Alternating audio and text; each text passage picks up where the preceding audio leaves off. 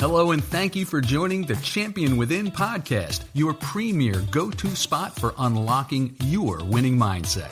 Whether you're an athlete looking to elevate your game to the next level, a coach leading the charge, an enthusiastic parent cheering from the sidelines, or an educator molding young minds, the Champion Within podcast episodes are packed with value, sharing the tools and strategies to unlock your potential and rise to new heights. Hosted by mentor, coach, and mindset leader Kate McCauley. Let's sit back and enjoy today's episode while discovering your champion within. And now, here's Kate.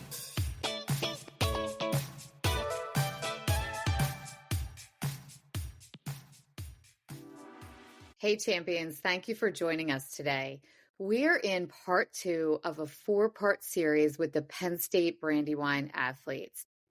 This is a powerhouse group of athletes. They were the top performing episode from season 3 on the podcast. These athletes showed up with energy, grit, and powerful insights, and we're diving even deeper with each individual athlete.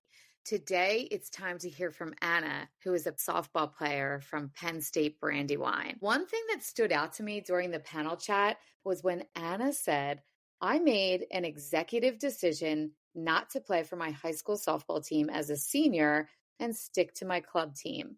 She owned it like a boss. Anna, I'm curious, did you own that decision from the start, or did your mindset shift over the past few years? I always had travel softball as, I don't want to say the cushion, but that was my second team almost. So when I played in school, middle school, when I was younger, I would say that executive decision was a little easier as I got closer to my senior year softball season. As it came closer, I think personally it was easier to just make the decision to say I don't want to play, just because I knew I had a team and great coaches and my travel organization to back me and to get me to where I knew I needed to be at. Love it. I want to come back to that because sometimes athletes that I work with struggle. I want to ask you a couple more questions about that. But before we get to that, how are you? How are you doing? I'm good. Not too excited to go back to school for the second semester, but that's always how it is. I had a great holiday break. Christmas was great. New Year's was great. Ate a lot of good food. It was a good mental break. Not that I don't mind school. I don't. I think that just that separation from school and my personal life was good.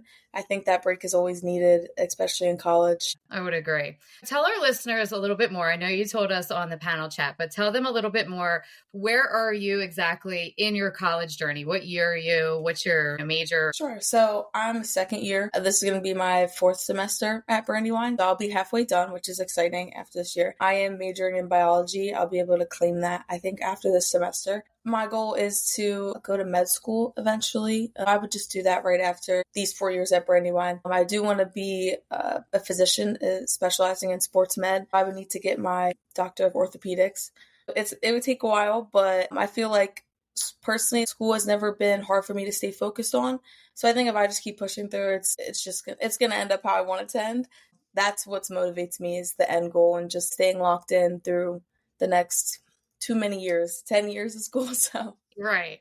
Well, good. It's good that you love school, or you at least like it. I really like how you just mentioned that the break is important. I think that sometimes in life in general, we forget to do that, give ourselves a break. Once we get out of those college years, the calendar provides it a little bit. You know, everyone's kind of like, all right, it's the holidays. And then there's different times where I think people feel, maybe during the summer months, different times where people feel, okay, it's time for a break. But I'm not sure if we truly always give it to ourselves. But I think what you said, it's important to let yourself reset and step away, you know, and give yourself that time, because it's a lot in school and life in general. I like that you touched upon that. When you are looking at going back this semester, you are on the softball team. What does that look like? If you were talking with some of our athletes who are listening, or their parents are listening, and you're going to be in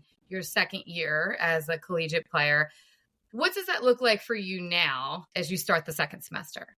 Oh, I think that it might be, I want to say, a little bit more difficult, just because classes are ramping up. They're going to become more difficult, obviously, depending on your major. Anything in sciences, it's going to get more difficult as you go, obviously. I think in my second year, after my first year, it kind of taught me, all right, this is how you need to balance things during the season. I even learned in the fall semester, we had a short little fall season, a month of practice and like a small round robin. So that kind of was a trial run for what my spring will look like, which is nice. Time management is obviously a big deal. If you learn that your first semester and a half in college, it becomes so much easier. Obviously, you want to be with friends, you want to be around your people, you want to go home if you want. But I think that if you just manage your time correctly, and not compare yourself to how much other people spend in school, because I had a problem with that. A lot of people in my major all they did was school. They didn't play a sport. They didn't do anything else outside of school. So I think not comparing yourself to other people in your classes is also very important. There were so many things there that I would love for you to go a little deeper on. But can you share a story? You said you had a problem with that, comparing yourself to either people who didn't play sports or they prioritize their time a little bit differently. How did you have a problem with that, and how did you navigate through? Yeah, so I struggled with that in spring semester, my first year, but I struggled a lot with it this fall semester. There are a lot of smart individuals in my classes, and sometimes I have trouble comparing myself like, oh, I'm not as smart, but that's not the reality. I am very hard on myself. I think that sometimes I just sit back and I'm like, okay, your progress in this class is amazing. You're doing 10 more things than these people are doing. So that's how I motivate myself. They don't have to do what you have to do. Sports is a big deal and it takes a lot of time. You need to be in the right mindset for that. So I think not comparing is, I don't know, it's something I struggle with, but I'm getting better at it. So yeah, I appreciate that honesty. And it sounds like you use self-talk there to walk yourself through that. I think if everyone was honest, whether or not you're an athlete, a parent of an athlete, that's a lot of the people who listen. I do have some business owners that listen too, since I get to work with some of those people in those spaces. But we all have those limiting beliefs that creep through our brain. You know, I myself yesterday saw that there is an event happening for my children that they can attend. And I was thinking, oh, wow, this person is great. And then I started looking at what the person was going to be doing at their school, very similar to the work that I'm doing, but also very different. I started thinking to myself, oh, I don't really have the same qualifications as this person. And I'm not even doing the same work. It's mindset, but different. I started to question, should I go back and get some more certifications? I have a long list of things and 20 years experience, all kinds of different things. But I started questioning, am I enough? You know, can I do this? And should I go do more things? And then I had to do what I call an evidence hunt, the kind of what you were just explaining. Okay, I am participating in sports. All of those things you were listing in that maybe some other people aren't. And that's okay that they're not. But we have to acknowledge that in ourselves. I went and I started looking at this guy's website and I'm like listening to his podcast. I'm like, oh my gosh, his podcast is at 1% and mine's only at 10%. I haven't even been doing this for a year, the podcast stuff. So, you know, I had to then go dial it back and then start looking at the different things and then say, look at all these other things that I'm doing. Because I think it is so easy for us to compare. That's something that the athletes I work with when I'm in workshops, especially with my high school athletes, they compare themselves to other people. So I think that's a great tip that you gave, to pause and give yourself that self-talk and do that little evidence hunt of the things that you are doing, because we all get those limiting beliefs. Thank you for being honest. I think that people don't think anyone else is thinking that. Yeah. You know, you had mentioned a couple of things in that beginning part, getting back to this semester. And I'll admit, you know, I like to stalk people's Instagram. I think I told all of you that when we had the panel chat. I watch what you're doing. You're doing some awesome workouts and things like that. I see some things you're putting up about balancing and surrounding yourself with people that build you up and support your journey. They don't necessarily have to be the same journey as you, but you had also mentioned it in the getting back to the semester and who you're surrounding yourself with. Have you had any situations where you felt like you're on a different path, and how do you decide who's the best people to be? That's actually a really good question. Honestly, my circle is very small. Sometimes I do struggle with being around people just because I do like to be to myself and by myself, which is something I do struggle with. But my close people are the people that support me when my Instagram is something I'm super passionate about. It's like a little thing I like to do on the side. I'm super into keeping track of like progress and obviously bettering myself. I know what people are right around me by the response I get from them. I call my best friend, hey girl, like I did this in the gym, or I baked this or made this over. And she's like, oh my gosh, like, and she's excited for me or excited about it. That's how I know, okay, that's somebody I want to keep around. That's my high school best friend. She's always been like that, always supported me, motivated me. She's always for it. Love it. But those type of people. And I honestly, I don't mind keeping my circle small just because nobody in my circle is tearing me down. That is such an amazing point to make. People think that they have to have this giant group of friends and people. I do think it's important to network and know people. They don't all have to be your closest group of people. You can have people you know in different spaces and not be best friends or even be friends with all of them. They're just people you know. I love that you just described your friend from high school like that. I see this, I think it's probably on Instagram or TikTok, a video that people keep sharing. And it's this kid who gets a pair of sneakers and his friend is at his house and the kid's opening the box. I believe it's somebody, a parent or something, gave the kid the box. As he's opening the box of sneakers, the friend is who they're focusing the camera on. The kid's eyes get so big and he starts cheering and getting excited, like, oh my God, you got those sneakers that you really wanted. And the other kid who's opening it, it's his own gift. He gets all excited, like, yes, this is the pair of sneakers I want. I love sneakers. So that's probably why the algorithm's showing me that. But the friend is so happy for him that he is getting that cool pair of sneakers. The captions, you need to surround yourself with people who are this excited when you get something or achieve your goal, whatever it is. And I think that is so true. You described it perfectly. You can feel it.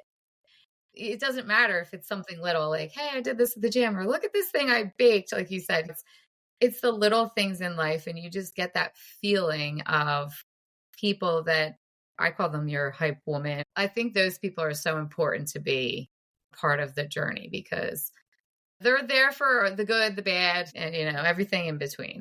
I think that's good. And it's important for everyone listening. Sometimes people worry, especially the parents. I do what's called a village mentality when I have a workshop with a team. The parents come after because I really do think it's important for the parents to hear what we're working on and we can all kind of be on the same page, especially high schoolers. They don't always want to have that conversation with their parents. So sometimes parents will say, I feel like my son, my daughter doesn't have a group. They don't have people. And I'm like, they're okay. And I myself as a mom sometimes worry, like, does he have enough friends? Is he talking to the people he should? And it's like, okay, it's okay. As long as you're making the right connections with the people who get excited for your wins and are there when things suck. Yeah. Because you need that too. When you were talking also, you talked about time management and balance. Do you do anything for I'm a big planner person. I love a good planner. So I like to write a lot of things out. But I kind of just keep a mental track. Okay, this is what I need to get done for the day. This is a have to get done. And then this is the things that I do on the daily. So I kind of separate as to like things I usually do and then things that I need to get done.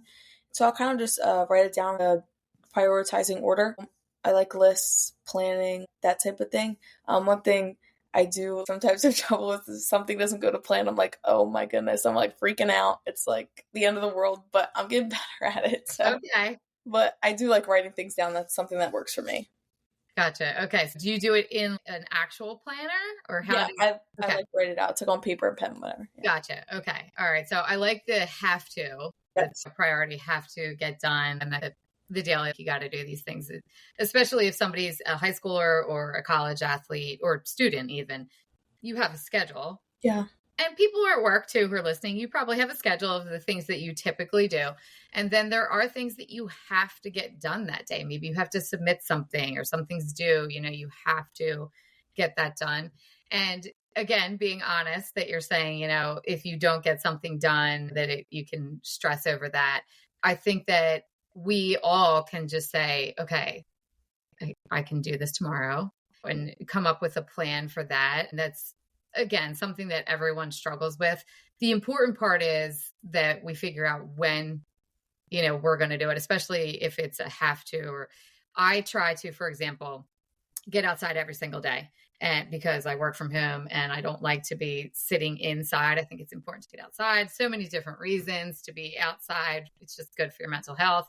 But some days I'm so busy, I schedule it for the middle of the day. And if I don't get out there, I am like, oh, I didn't do it today. I start like, so we have to remember to be gentle on ourselves, or just say, I'll do it at a different time.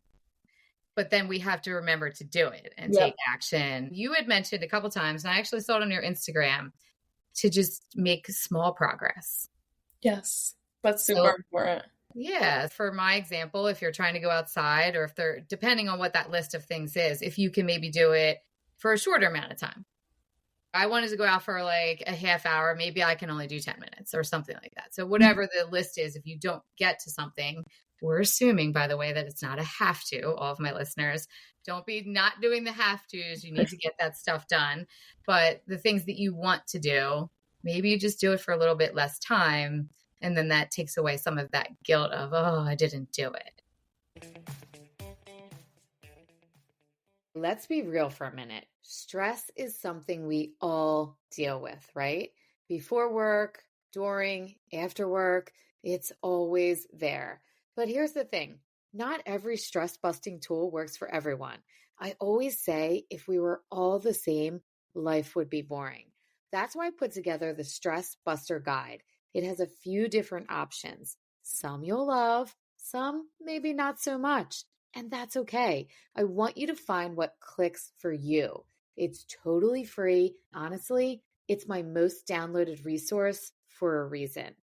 After the show, I want you to go to the show notes, click the link, and grab it so you can start feeling more in control. No matter when stress hits you, there is a tool for you to calm your nervous system. You deserve to make that happen for yourself. I'm rooting for you always. Now let's get back to the podcast chat.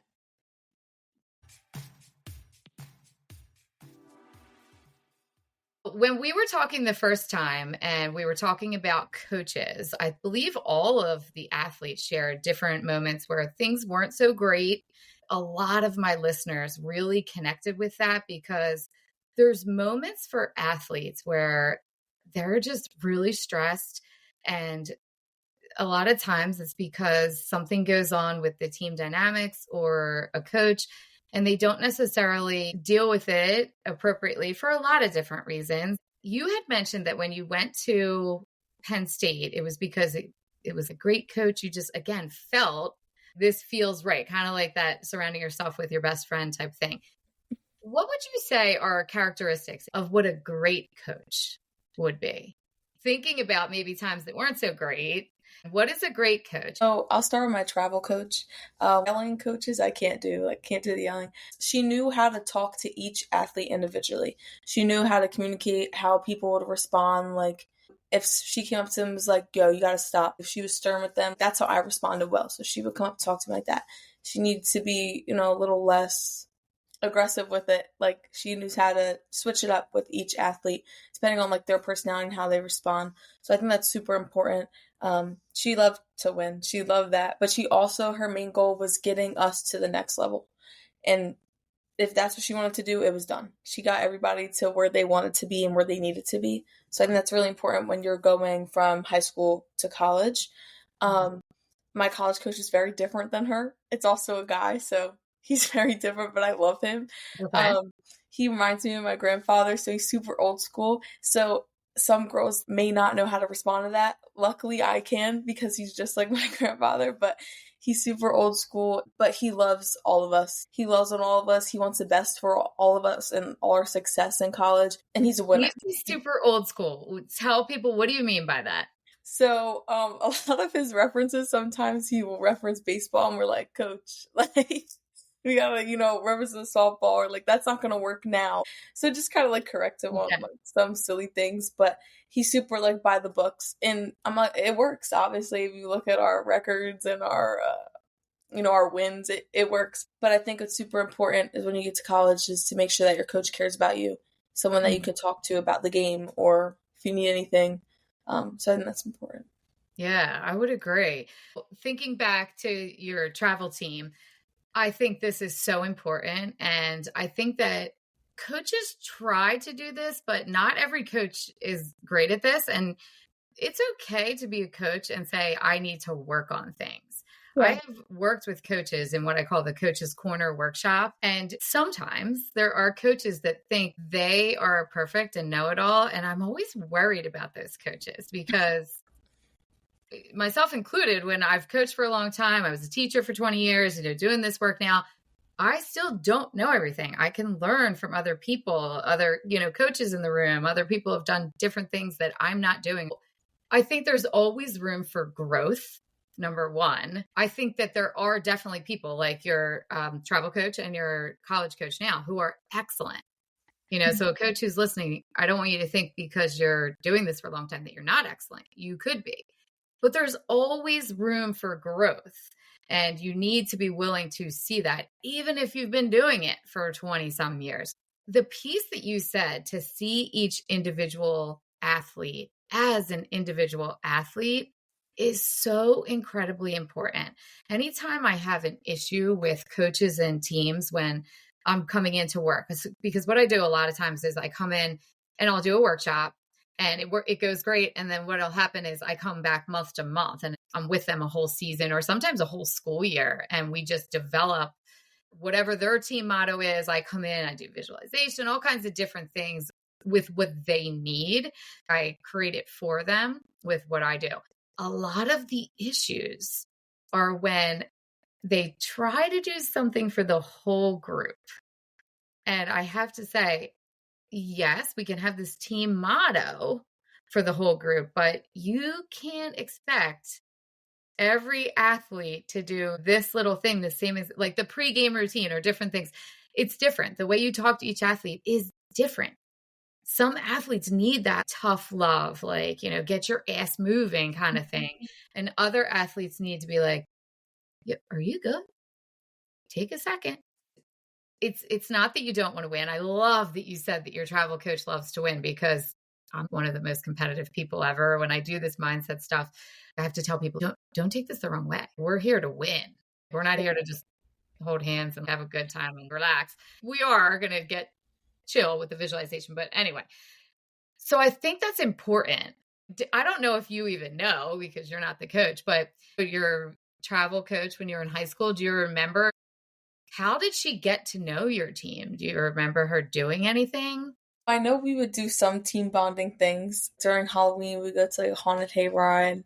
I hated that. That was the worst one. But we would do like little exercises, especially during winter season. We would go around and hash things out. If there was like tension, she did not like tension. So if there was anything that had to be said, we all said it. I remember, I think it was my sophomore year, we were outside for a practice and we all had 5 questions. We all had the same questions and they were deep questions, and we all went through and answered them and just said everything. So all the teammates knew where we were all coming from. If we respond a certain way, maybe this happened in our past and that's why. So that was like, what, like a journal question that you answered? Yeah, almost. Like some things were like, what was your, I think it was something like, what was your hardest moment to come to realization with something with family or something like that. But they were deep questions and you didn't have to answer all of them. She's like, they're not mandatory. You don't have to answer all of them, but I want you to answer at least 2. So we picked 2. Most of us answered all 5 of them, but I think that was really eye-opening. Oh, I didn't know like that even happened to her. She went through that. So you have a little more like sympathy. You're not going to be like at each other's necks. So right. Yeah. Because we really don't know what's going on with people. You show up to practice your games and you get a mindset of, I'm here to practice, I'm here to compete, which is good. You want to get into that. But I mean, we all have things that we're bringing from our past, from what happened 20 minutes ago, and I'm not saying that you should let that take over, but it's something that we should be aware of. I love that your coach did that, because that's just an easy way for her to get to know you. Now, that's hard for the athletes, but I think that it's important for her to let you dig in and share that. It gives the other athletes that you're with an opportunity to see a different perspective too, because we think, again, maybe some people aren't dealing with the shit I'm dealing with. And then you're like, oh, wait. Yeah. Maybe someone answers something, for example, and their answer is totally different than yours, but maybe you had something that you didn't even put in the answer, but you had something similar. Let's say it was a family thing that you're like, oh, I kind of experienced something like that. Or maybe you totally didn't, and your family is completely different, but now you have this empathy. Mm-hmm. Because if something happens, you think, I remember when she said, in our group, like conversation about, and it's not like you bring it up, like on the bus, you're like, oh, let's talk about your issues when you were 3, but and that builds that team bond and commitment to each other. I think she definitely gained a lot just by hearing how you share, what you shared. Some people were probably like, I'm ready to tell everything. And other people were like, and that tells a coach a lot too. I give her a ton of credit for doing that, spending time on that, and all of the athletes too. Mm-hmm. Hard to do that. I think that's a great thing a coach could steal. I think sometimes people are like, we got to get to the practice. We got to do this. And you have to do the physical side, but that piece, it took whatever, if it was a whole practice, half a practice, that is so valuable that it is like beyond anything that you could have done or drilled during that time. I just really love that piece of her getting to know you. Thanks for sharing that. Yeah. Any of the things that, you learned during your travel time with her that you carried over as an athlete being at Penn State? Yeah, physically and mentally. We did a lot of technical work, I guess you could say, either hitting or throwing, and like little things to remember that we would do. So that definitely helped. She would give us little like exercises, little drills to do, to implement into things you do on your own.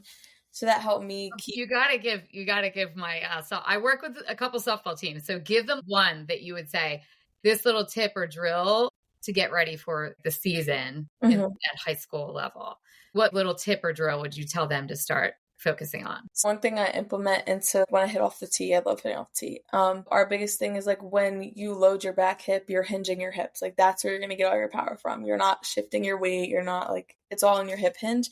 So one thing I like to do is kind of like walk up and down, I guess like the court or wherever you're hitting at. You have your bat on your shoulder and you're just stepping out that front leg and hinging your hip every time. So you're doing that kind of like RDL motion, but just in your back hip, just up and down. I do that just kind of like to warm up my hips and just like my swing. So I get my form is right. That helps with my form. And so my weight isn't uneven or it's not all in the back or all in my front leg. So that's one thing that I like to do. How do you put that into your routine? Yeah, anytime I'm kind of just like hitting on my own, or like if we're hitting at practice and I got 5 extra minutes, I'll just do it at the tee or even like before my swing. I don't even have to walk it out, but just that motion. Awesome. I love that. I always had certain sayings and things that honestly, myself and we played at Penn State Brandywine, that my college athlete friends, if we texted each other right now, I could say certain lines and they would know it was from Coach Bryant. Do you have anything like that from your travel team or maybe even now at Penn State that you feel like is just something that has stayed with you? And maybe it isn't even specific for that, but it's almost like a one-liner that gets you in that mindset that you need to be ready. It's like, I feel like a lot of people say it, but it's like flush it. And she would have like a little like plastic toilet from like Amazon and it would be hanging like in our dugout, and like if you had, I don't know, you made an error or whatever, and like she saw on your face, she would like go flush it, and like you would go to the toilet and you would like hit the little flush button. I love it. Yeah. So the concept there was to kind of like reset. Yeah, like goldfish memory, like get rid of it. Like I love that. Go flush it, goldfish memory. What a quick way too, and it's kind of fun too. Just like it is. Like at the end of the day, nobody cares about your error. Like yeah, they suck, but nobody on that field hates you. That's just not what it is. I am so glad you just said that. I knew you were going to drop some epic lines again. At the end of the day, no one really cares about your error. In our own brain, we are saying things to ourselves, being so tough on ourselves. We are our harshest critic. We are everyone else's biggest hype woman, but we're so tough on ourselves. That's a great thing to remind yourself that people aren't saying like, I hate you. I can't believe you did that. You got to go flush it. I love that. We're going to probably steal that from your coach and share that definitely on this episode. But I'm going to tell people in all sports, but definitely in the softball area, they could steal that. So cool. So what are you most looking forward to this year in your season and just spring semester ahead? I'm excited we're in a new conference, now, NCAA and United East, so that's exciting. A lot of I feel like it's probably a few different teams that we've never played before, so that's exciting. There are teams that we have played before, so I think just seeing new competition and not just the teams from the PSWAC, over and over, and you keep winning, the championship, that's fun and all, but, I feel like it kind of gets old. I think seeing new teams and new girls, not knowing much about them, except obviously looking at old stats, but I think not knowing much about them is kind of almost like a fresh start, new slate for everyone, especially our third and fourth year girls that have been on the team for a few years already. That's exciting. Something to look forward to, some new competition. I'm excited for all of you. So when you are going into this new season, do you have a team motto? Do you have something that your team carries each year? Do you do something individually for yourself for mindset? What do you do there? For me, if I'm on the way to the game or whatever it is, I'm in that mode or mindset, it's all right, what you do is not the end of the world. If something bad happens, it's not the end of the world. Your life's still going to go on. Everything else is still going to happen. I think that's so important, especially as female athletes. We don't have much of anywhere to go except coach after college. Your college sport, I wouldn't really be interested in doing anything after college except coaching. But if I wanted to, there's not much to do after that. I kind of take in everything before these last 4 years, and it's all right, I'm just going to take in every moment. And what I do is what you do, on the field, you can leave it there. And that's where it stays. Almost like self-talk, I would refer to that as. I think that's something that everyone needs to practice. It's hard to do that. It's hard to, one, remind yourself that you can leave it on the field and not take it with you as you leave. You made an important point there. It's different for female athletes often because good and bad, that professionally things are different for female athletes. However, I do think that you gain so many skills as that college athlete that you take with you. So thinking of that, what skills have you already started to see, or do you think you'll take with you when you go on to med school? And then when you do become that doctor and you're out in the field working with people? I think mentally it's taught me just that push through mentality. For example, if you're in, I don't know, fifth inning game and it's rough, you just got to just get through it. I think that type of thing, mentally, physically, all the skills I feel like I've learned from travel, mostly all those technical skills, and they just keep going with me. So if I were to coach, I would use a lot of my travel stuff just because it worked for most of us and it was successful for our team. I think the mental aspect of the game is the most important, and just pushing through and staying locked in. You're almost there. You got it. I love it. One, what worked? So many times we try to think, let me go find the newest, greatest thing. And there are some new great things out there that might help you, but look at what worked, that evidence hunt again, and say, this is working, or this worked in the past, so I'm going to try it. And if it's not working, you can always adjust it. You can flush it, so to speak, and reinvent it and do something different if you need to. But what worked? Why are we always trying to change things, right? So let's go with what worked. I love that. And to say you're going to use what your travel coach used, absolutely. We should look at people that have walked the path before us and have been successful, and then we can uniquely make it ours. And so many coaches who I've worked with who are excellent coaches have credited someone who coached them, or maybe they were an assistant coach and they learned so much from that head coach. It's like a mentor situation. I think you should definitely steal that. I always give credit where credit's due. So I love that you gave her the shout out there. And when you teach someone, they take it and give it to someone else. It's just that ripple effect, which is always awesome too. Do you have any advice for someone who's a high school athlete and maybe they're junior, senior year, and they're thinking about a couple things? They're thinking, I'm not sure, one, if I want to play for my high school team. And then the second thing they're considering is, I don't know if I want to play in college, but I love softball, or even just sports in general. I love the sport, but I'm not sure. I'm not sure if I'm loving the game. I love the love of the sport is for me right now, but I don't know what to do. What would you say to them? How could you help them make some decisions? If you're in that mind battle, if you want to play in high school or not, if you have a really good sports system and you play on a travel team that is what you love, and you love the people on your team, you love your coaches, I suggest no, especially if you have that opportunity to play in college and your coaches are going to get you there. If high school isn't really doing much for you, you don't think, then I would say just you're better off I would say not playing, especially if you think mentally you'd be in a better state. Especially if you're a junior or senior, worry about those grades in school, and then your travel can be like your escape. That was like kind of my mindset. And then if you're struggling, if you want to play in college or not, if you're struggling with the love of the game, I would say go to a college that you could at least play for a year or get the year of experience, and then kind of figure it out.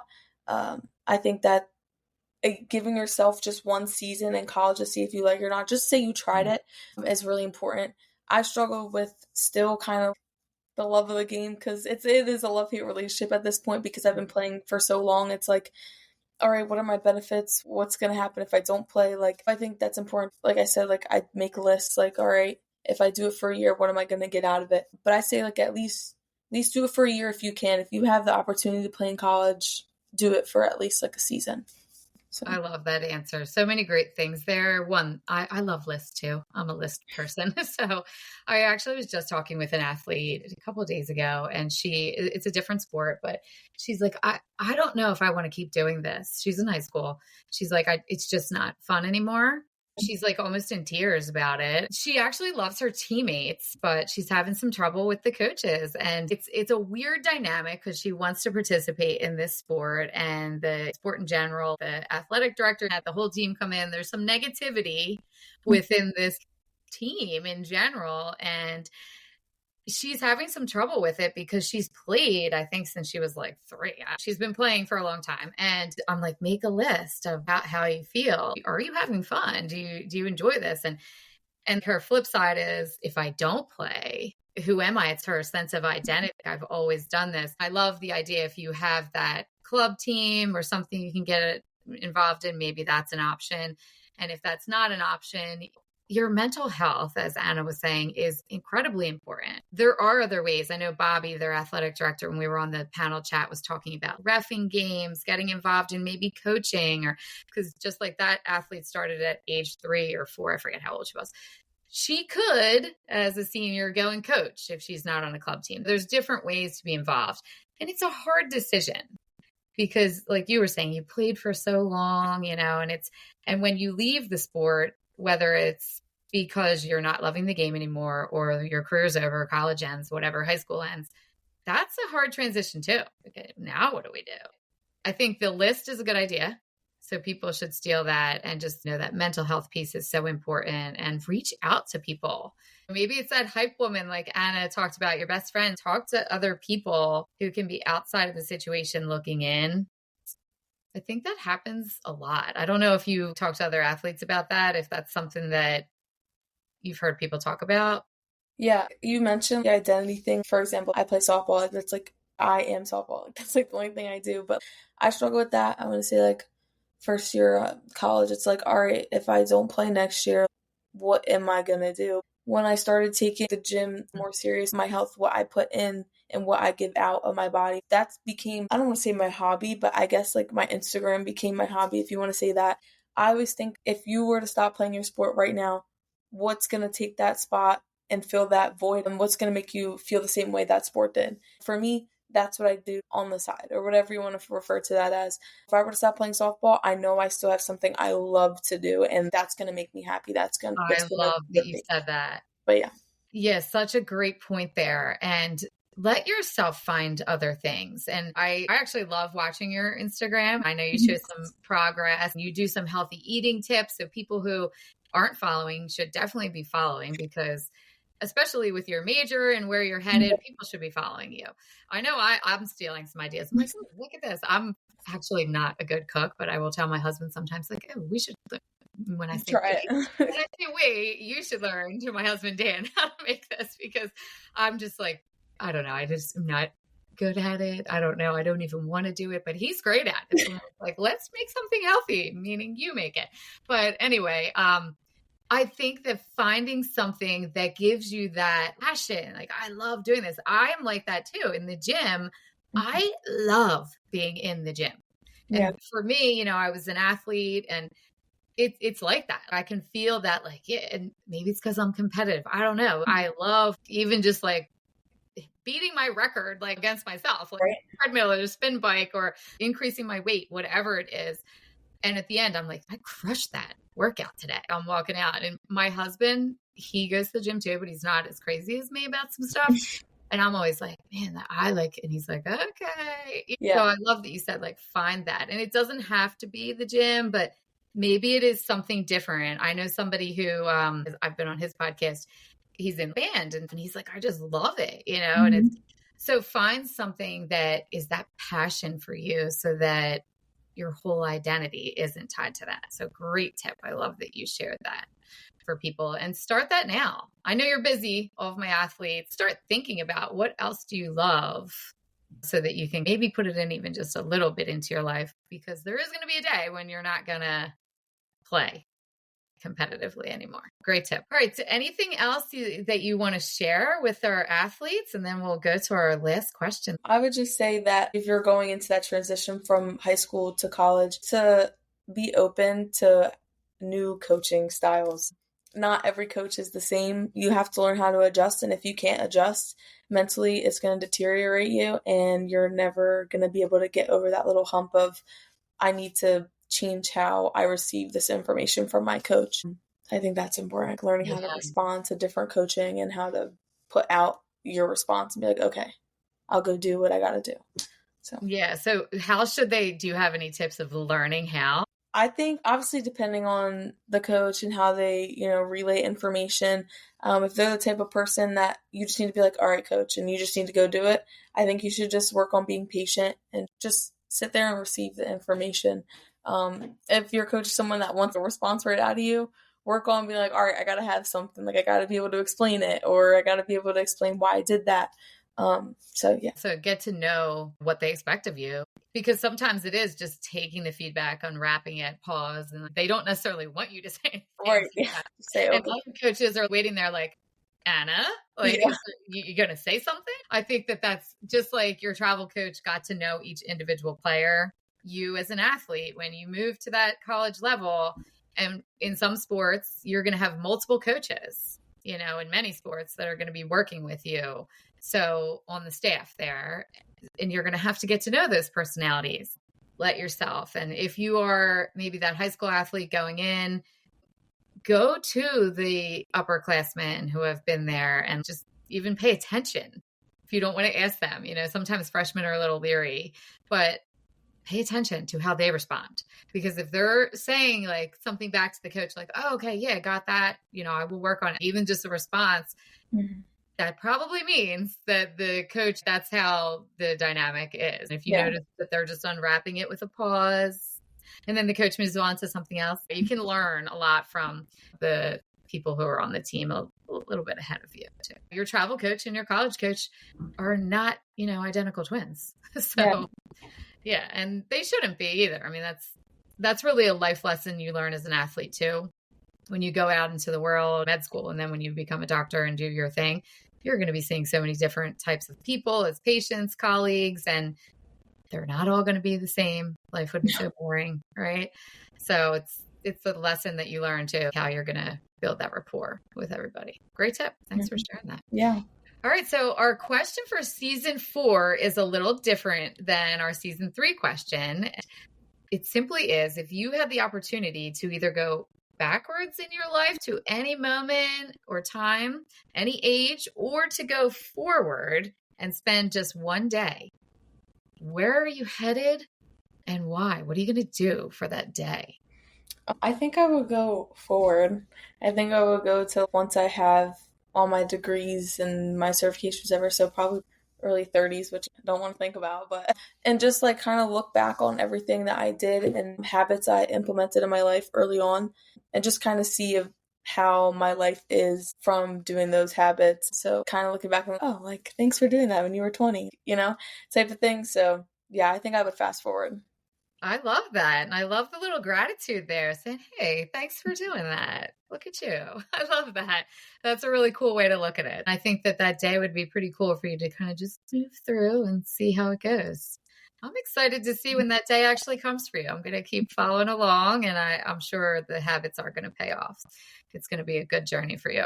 I wish you the best of everything as this new semester and your season of softball. I know you had the fall season, getting out there a little bit, but as you step into this new conference and the new season, I wish you and your team all the best. Thank you. Thank you, everyone, for joining us. And Anna, why don't you drop your Instagram link? I'll put it in the show notes, but where should they follow you? It's just annacap.lifestyle. So it's just my first name, half of my last name, and then .lifestyle. But you can just click that. She'll put it in the link and you just follow it. Yeah. Perfect. Yeah, definitely. I will put that in the show notes so you can follow along, steal some of those habits, and watch Anna's journey as she goes into the season and continues through college and steps into, all those great years ahead that she was maybe going to steal a glimpse at in that answer. Thank you again, Anna, and have an amazing rest of your day. To all of my listeners, thanks for tapping into the Champion Within, and we're rooting for you always.